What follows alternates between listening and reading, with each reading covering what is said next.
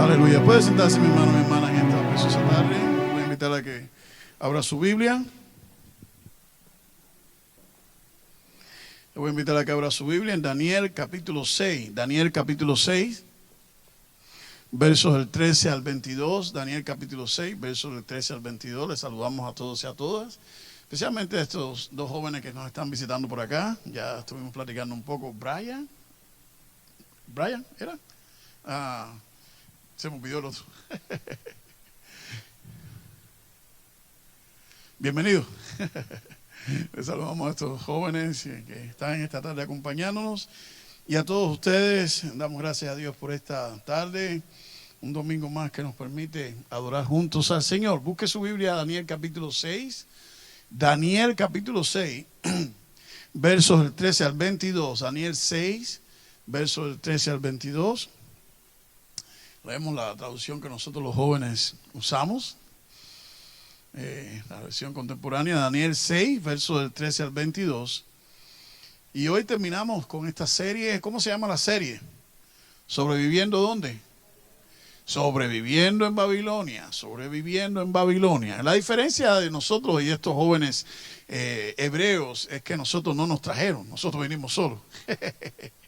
Y la diferencia es que los lugares cambian, los sistemas cambian y desgraciadamente no cambian muchas veces para bien. Así que de pronto nos encontramos viviendo en un lugar donde todas las leyes, todas las cosas que se hacen van en contra de los principios bíblicos. ¿Y cómo uno puede sobrevivir en un ambiente, en un medio así? Daniel capítulo 6, versos del 13 al 22, dice la palabra del Señor.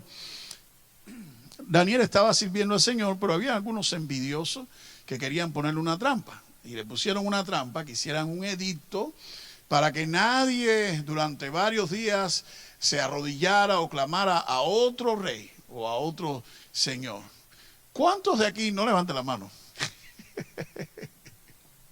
No levanten la mano. Pero a veces tengo la impresión que se nos hace más fácil vivir una semana sin orar que sin trabajar. A veces tengo la impresión que en estos tiempos se nos hace más fácil una semana sin congregarnos, sin ir a la iglesia, que sin dejar de doblar el lomo en el trabajo. Y la razón por la que digo eso no es por ser mala gente ni nada, sino porque hoy en día queremos ver el nivel en que Dios vio a Daniel moverse guardándole, pero nosotros no vivimos a la altura de lo que Dios demanda.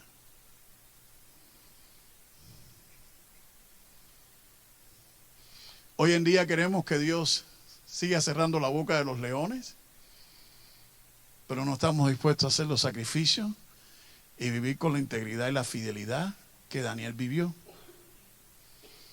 Queremos todas las bendiciones, pero no queremos el compromiso con Dios.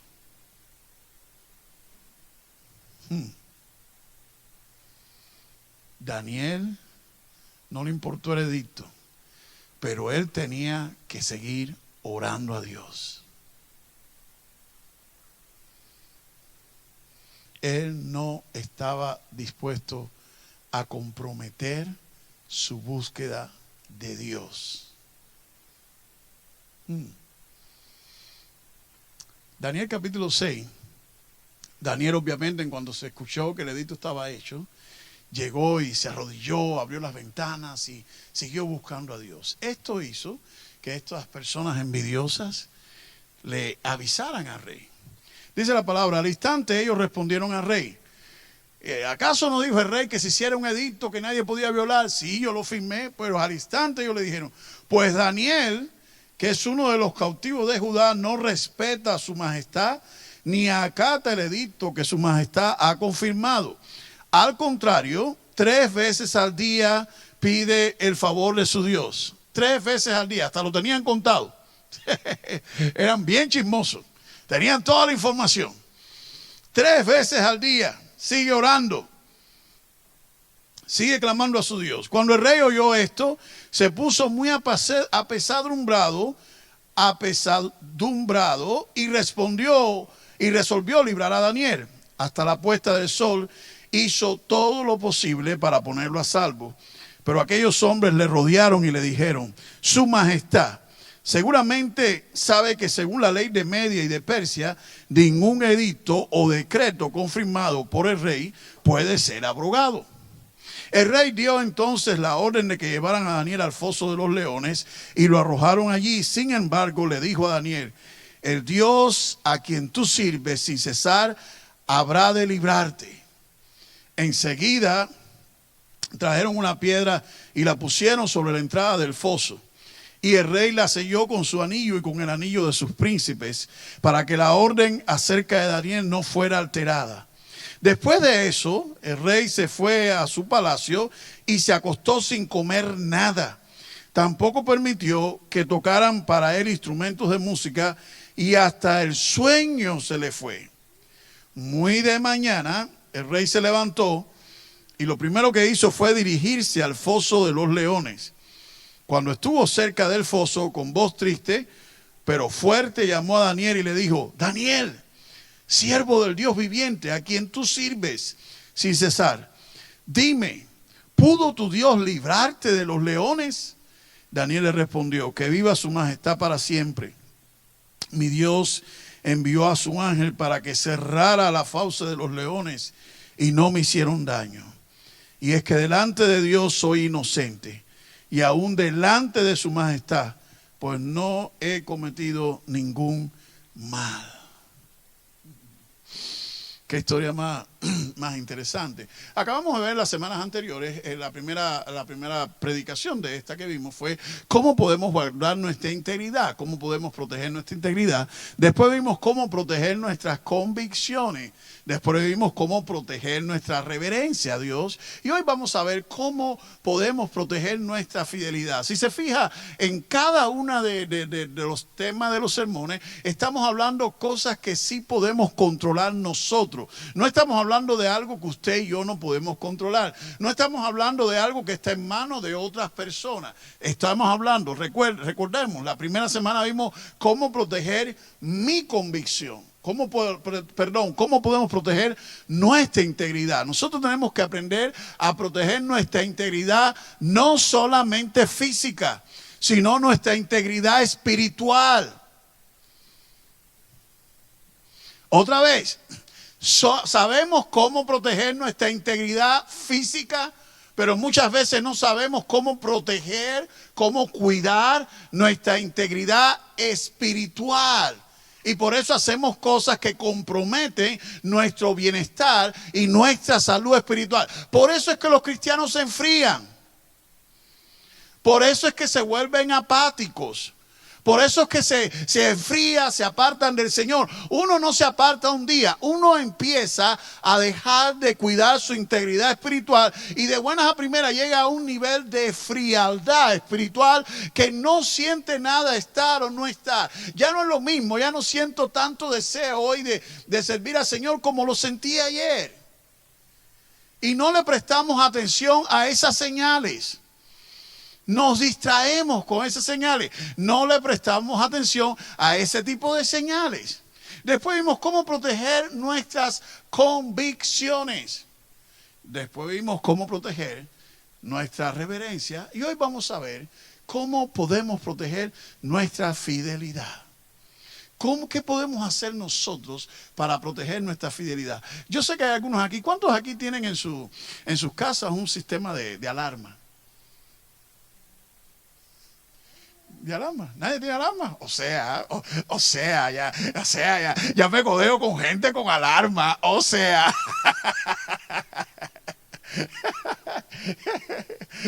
A veces no tenemos alarma porque no hay nada que se puedan llevar. Aquí sí se llevan algo, aquí no hay nada. Pero cuando tenemos algo de valor, pensamos que entonces lo protegemos y ponemos sistema de alarma y toda la cosa, o en los trabajos o en los negocios, donde quiera. Los sistemas de alarma, ¿qué hacen? Nos alerta de que alguien quiere invadir algo, quieren quitarnos algo, ¿sí o no? Te voy a dar un tip muy importante. Los ladrones van a los lugares que hay algo de valor. Nadie se le ocurre robar algo donde no haya nada. Ahora, la razón por la que esto es importante es porque usted y yo somos buenos para tener sistemas de alarmas para proteger nuestras propiedades y nuestras cosas físicas, que no estoy diciendo que sea malo, pero somos muy malos para tener un sistema de alarma que nos alerte cuando nuestra vida está bajando el nivel que Dios quiere.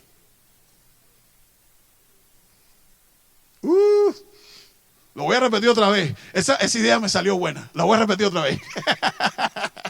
Sí, porque eso no está escrito. Eso, si ya no lo repito, se me olvida. Somos muy buenos para tener sistemas de alarma que protejan nuestras propiedades físicas y materiales, pero somos muy malos para establecer un sistema de alarma para proteger nuestra fidelidad y nuestra integridad delante de Dios. Y eso es lo que hace la diferencia entre Daniel y otros hebreos. ¿Qué hizo Daniel? En cuanto se enteró que estaba el edicto hecho, como siempre lo había hecho, fue y oró al Señor, fue y buscó a su Dios. ¿Qué podemos aprender? Y como siempre ustedes saben, me gusta enumerarla para que ustedes se lleven la idea. Lo primero que tú y yo debemos entender, tome nota de esto, para sobrevivir en Babilonia, para proteger. Hoy nos vamos a enfocar en cómo proteger nuestra fidelidad. Lo primero que tú y yo nunca debemos olvidar es que las ovejas y los lobos no son amigos.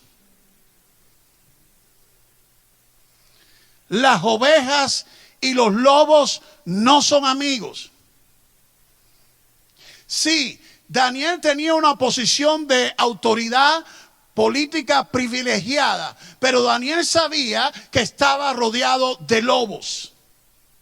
Y el problema que muchos creyentes tenemos hoy en día es que nos olvidamos que somos ovejas de Dios rodeados de lobos de Satanás.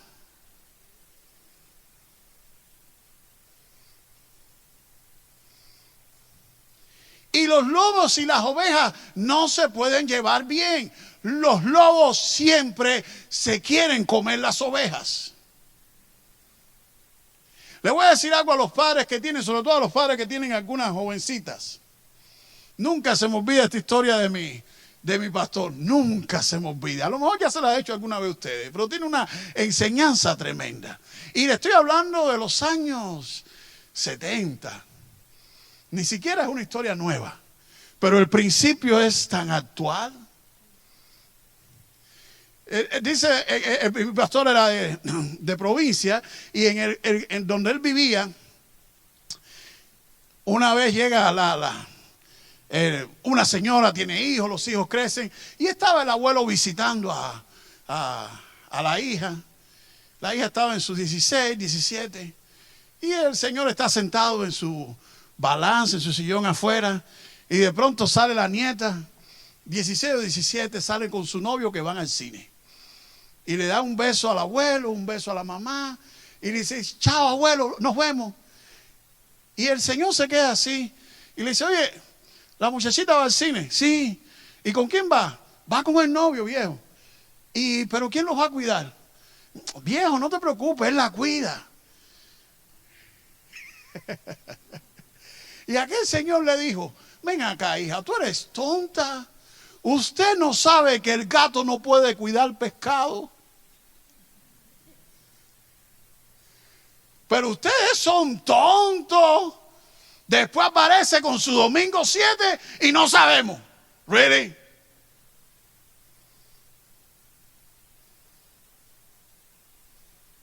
El principio sigue siendo el mismo.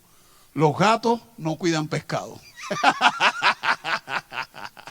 Así que cuando su jovencita le doy permiso, no me eche la culpa a mí, pero le doy permiso para que le diga a su muchacha, oye, acuérdate que el gato no cuida pescado.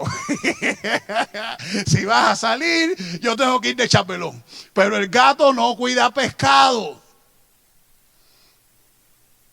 Y hay muchos creyentes que viven en un mundo y quieren llevarse bien y que todo el mundo, y después se ofenden. Ay, pero si ahora soy cristiano, ¿por qué me dicen esto? ¿Por qué me dicen lo otro? ¿Por qué Porque las personas que no tienen temor de Dios, mi querido hermano y hermano, no son amigos de Dios. La Biblia dice que las malas conversaciones corrompen las buenas costumbres. Daniel nunca se olvidó que aunque él vivía en Babilonia, aunque él tenía una posición de autoridad, él no estaba allí. Él estaba allí para representar a Dios, no para representar a los intereses de un rey.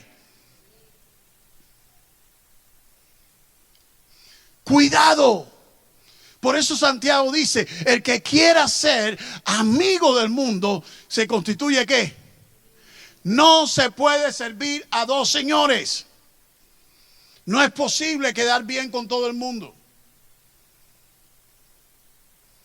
No es posible. Mientras que tú quieres quedar bien, mientras que quieres agradar a Dios, las personas que no tienen temor de Dios te van a llevar a hacer cosas que no agradan a Dios. Ahora, Daniel hizo algo que nosotros a veces pasamos por alto. En cuanto se enteró que el edicto había sido firmado, dice la Biblia que llegó y se puso a orar. Y se conectó con Dios.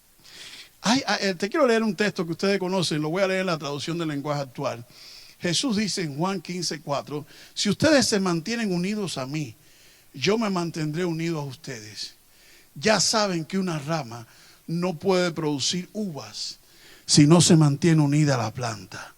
Del mismo modo, ustedes no podrán hacer nada si no se mantienen unidos a mí. Lo más importante para que un cristiano, una de las cosas más importantes para ser fiel a Dios en medio de Babilonia, es mantenerse unido, conectado con Cristo. Daniel estaba más conectado con Dios que con sus influencias políticas. ¿Podía Daniel haber hecho una protesta? ¿Podía haber hecho política? Sí. Tenía la posición y la autoridad. Pero es más importante estar conectado con Dios que con la política. Es más importante estar conectado con Dios que con el mundo. En segundo lugar, no solamente, ¿por qué Daniel hizo esto? ¿Por qué Daniel oró? ¿Por qué si Daniel sabía que le iban a meter preso, si él sabía que iba a pasar algo malo, por qué tenía Daniel que orar? Otra de las cosas es que Daniel no olvidó quién era él. No olvidó su integridad, no olvidó su integridad y no olvidó su identidad en Cristo. Identidad, repita conmigo, identidad. La identidad es nuestro carácter, es quienes somos nosotros en Cristo. Muchas veces identificamos más nuestra identidad por lo que hacemos que por quienes somos. Usted puede trabajar en la electricidad, pero usted, más allá de electricista, ese es su trabajo, ese es su oficio. Usted es una persona. Daniel sabía que su identidad, aunque vivía en Babilonia, su identidad era un joven hebreo que no adoraba otras cosas. No deje que su lugar de trabajo se convierta en su identidad. No deje que lo que usted hace para vivir se convierta en lo que lo identifique. Usted y yo somos más que el trabajo que hacemos. No somos máquinas de hacer dinero. No. Aunque hay algunos que viven solo preocupándose por hacer más dinero. Pero no somos máquinas de hacer dinero. Somos seres humanos.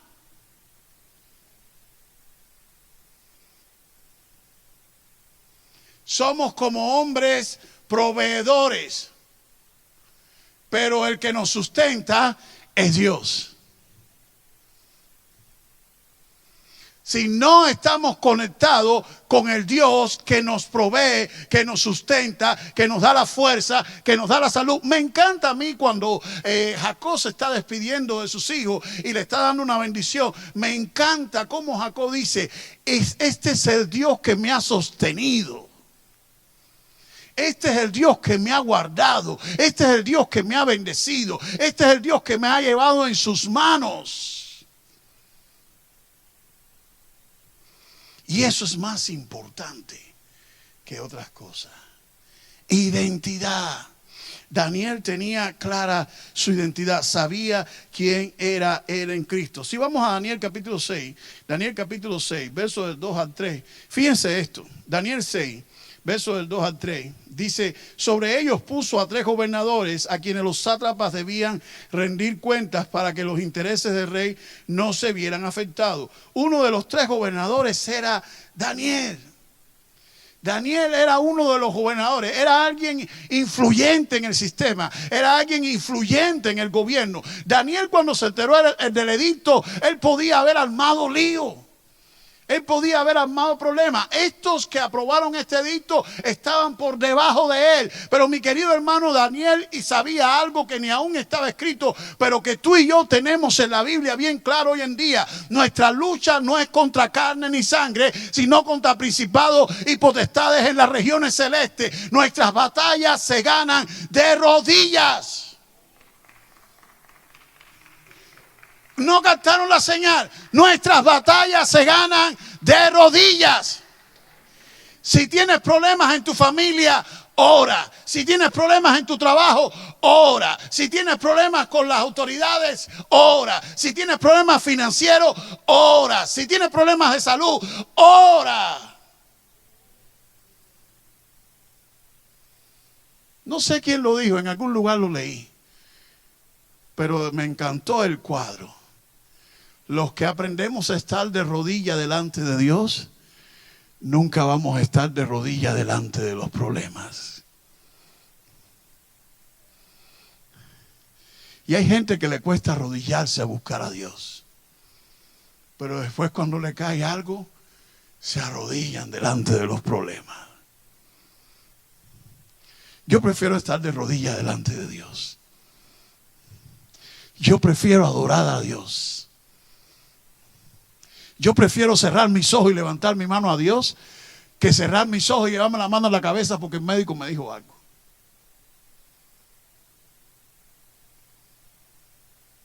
Sí, porque hay creyentes que les cuesta levantar su mano y adorar a Dios, pero se les hace más fácil rendirse delante de los problemas.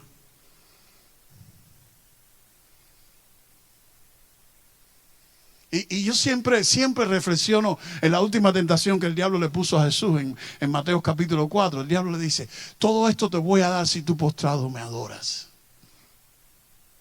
Y el Señor le dice, Satanás, escrito está, al Señor tu Dios adorarás y solo a Él servirás. Y una de las cosas que yo aprendo de esa expresión, nosotros los creyentes tenemos 2 opciones. O adoramos a Dios o adoramos al mundo. O adoramos a Dios o nos postramos delante del mundo. Cuando aprendemos a postrarnos y a adorar a Dios, nunca nos vamos a rendir al mundo.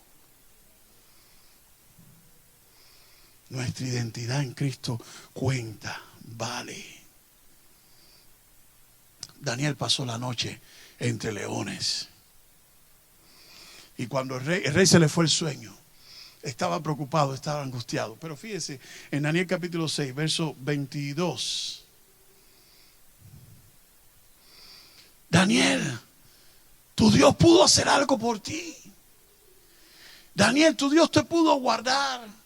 Daniel, tu Dios te pudo proteger. Daniel le contestó, ay Señor, mi Dios envió su ángel para que cerrara la fauce de los leones y no me hicieran daño. ¿Por qué? Y es que delante de Dios soy inocente y aún delante de su majestad no he cometido ningún mal. Hermano, le voy a dar un consejo que un día me va a agradecer. Y a lo mejor hoy no lo van a valorar, ni siquiera los jóvenes, pero no importa. Yo sé que la palabra no vuelve atrás vacía. Pero asegúrese siempre todo lo que haga que sea agradable delante de Dios.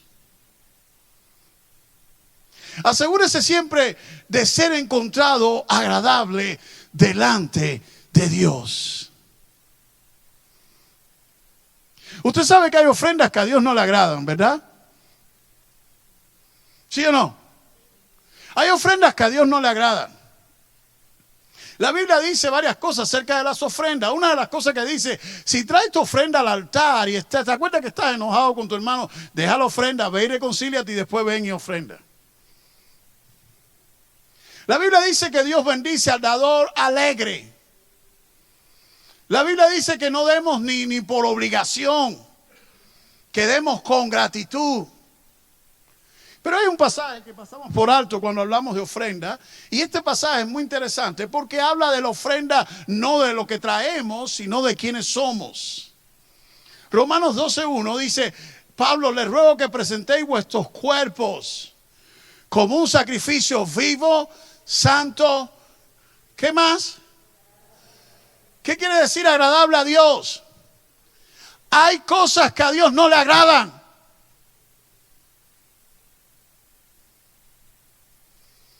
Usted no se puede presentar como quiera delante de Dios.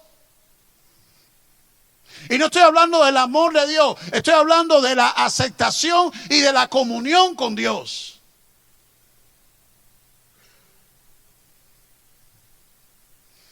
¿Cuántas esposas hay aquí? Levanten la mano. ¿A cuántos de ustedes les gusta que su marido llegue del trabajo todo sudado, embarrado de mecánica, de cemento, oliendo a un guerrero? ¿A cuántas mujeres les gusta que su marido llegue con esa facha, con ese olor a trabajador? Decía mi mamá, a caballito del monte. ¿A cuántas le gusta que así, sin bañarse, sin afeitarse, nada, le tire un abrazo y le dé un beso francés? ¿A cuántas le gusta eso? Ok. Ok. Ok. Ok. Y después no le dicen al oído, pero para la próxima te tiro un chau, güey.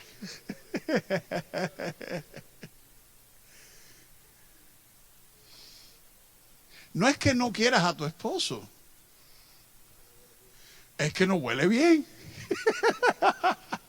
Sí, hay que. Y si el esposo es considerado, no hay que decírselo dos veces. Recuerden que los hombres fuimos formados del polvo, del fango, del barro. Por eso somos sucios. Mientras que la mujer fue formada de la costilla. Por eso es limpia.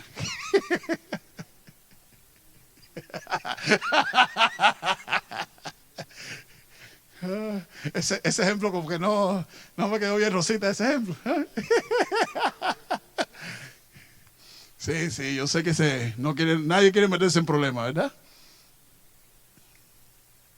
Pero lo que quiere decir el apóstol Pablo, que nuestro cuerpo debe estar limpio, santo, agradable a Dios. ¿Saben por qué?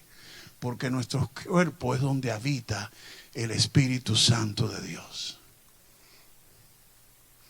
Y Dios quiere un edificio limpio. A usted no le gusta su casa sucia. Voy a asumir eso. A usted le guste que su casa esté limpia y que huela bien. ¿Por qué usted cree que Dios va a aceptar un templo desordenado y sucio? ¿Por qué? ¿En qué parte de esta película nos creímos que Dios nos tiene que aguantar todo porque es Dios? Hoy estábamos viendo con los hombres Deuteronomios 5, creo que es, si no me falla la memoria. Y ahí ese texto es tremendo, porque Deuteronomio 8 creo que era. Y en ese texto Dios le dice al pueblo: te mantuve 40 años por el desierto sin que tu ropa ni tus zapatos se echaran a perder. Y por eso, cuando te tengo que corregir, cuando te tengo que castigar, te castigo, porque yo te he mantenido. Dios no tiene que pedirnos permiso para corregirnos. Usted no tiene que pedirle permiso a su hijo para corregirlo, porque usted es su padre, usted es su mamá. Usted tiene todo el derecho. Yo no sé ahora, pero yo soy de la vieja escuela. ¿Qué es eso hoy en día de que no se le puede decir nada al niño porque, ay, se siente, porque ¿qué se siente qué cosa? Ya me sentí yo. Daniel tenía presente que él tenía que ser hallado justo, limpio y agradable delante de Dios. Hermano, usted y yo, para proteger nuestra fidelidad en medio de Babilonia, debemos aprender este ejemplo de Daniel. Seamos fieles en todo momento. No olvidemos que somos ovejas en medio de lobos. No pretenda ser amigo o amiga del mundo.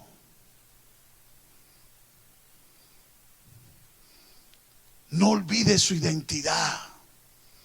No olvide quién es usted en Cristo. Usted es más que el trabajo que hace o la profesión que desarrolla. Usted es un hijo o una hija de Dios. Y un hijo o una hija de Dios representa la identidad de Dios. A usted le gusta, yo no sé usted, pero a mí me gusta que mi hijo refleje mi educación, mis valores. ¿Sí o no?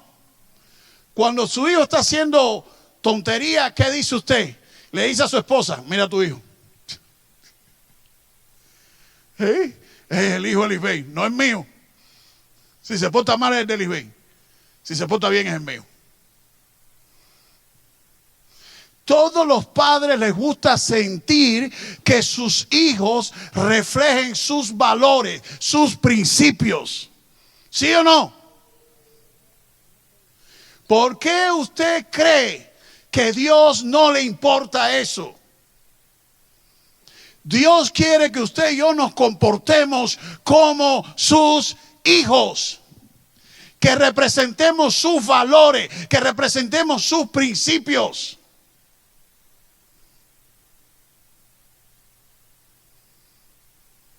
No se olvide de su identidad. Usted es más que su raza, que su etnia. Usted es un hijo. Comportémonos a la altura de lo que Dios espera de nosotros. Y no olvide Juan 16, terminando con esta serie de Babilonia. No olvide lo que Jesús le dice en Juan 16, 33 al pueblo, a sus discípulos. En este mundo ustedes van a tener aflicciones, pero confíen en mí, porque yo he vencido al mundo. No importa la Babilonia que usted esté viviendo, no se rinda, no se arrodille delante de ella. Arrodíllese delante de Dios. Proteja su fidelidad. No comprometa nunca su búsqueda de Dios. Incline su rostro para orar en esta tarde.